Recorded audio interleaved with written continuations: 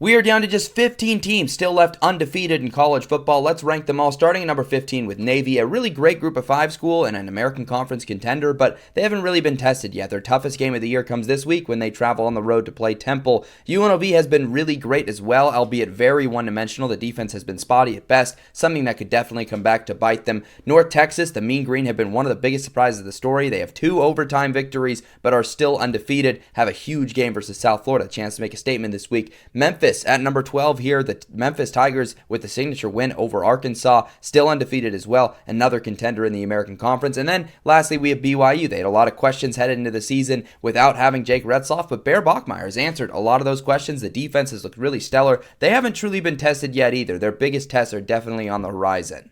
At number 10, we've got Missouri. It's the case of a team that didn't have a single portal miss, seemingly. All of the big names they added have been phenomenal for them this season. It's been huge to their undefeated start of the season. They still have not had to go on the road yet this year, and that doesn't even change this week. They host Alabama.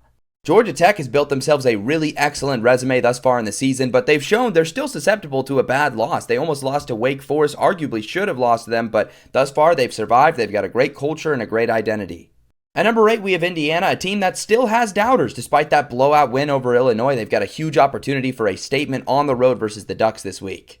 Texas Tech is another portal success story. They took a Swiss cheese defense from last year and made it into one of the best defensive lines in not just the Big 12, but possibly the country. They look like they're more than just a Big 12 title contender, but a potentially playoff contender and, dare I say, national title contender. Texas A&M has shined in some big moments this year. They've got the road win at Notre Dame. They've shined in a couple of close SEC wins as well. Battered Aggie syndrome might have you thinking this team will falter out down the stretch, but what we've seen so far tells us Texas A&M's in a really great spot. Apparently, nobody told Lane Kiffin that this was supposed to be a down year for his Rebels. They lost so much on the defensive front. They lose longtime starter Jackson Dart, and yet the Rebels look just as great. They've gotten some signature victories and continue to ascend this season. All those offseason moves are paying off for Oklahoma this season. The offense looks significantly better than it was last year, and the defense is still playing at a very high level. They're off to an undefeated start. They're going to need John Mateer in that Red River game. It's going to be a big one. They need him to be healthy this week.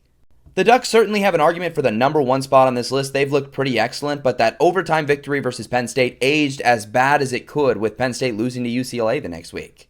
Ohio State are the defending champions this season, and they have some nice wins, including a nice victory over Texas. However, the Texas win aged a little poorly with how the Longhorns have played, and they just don't have the best resume in college football. The title of best resume in college football belongs to the Miami Hurricanes, who have the number 1 spot right now among undefeated teams. The wins over Notre Dame and Florida State, and the Florida win looks even better now, and the win over South Florida is even a ton of credit. Miami Hurricanes are the number 1 team in college football right now.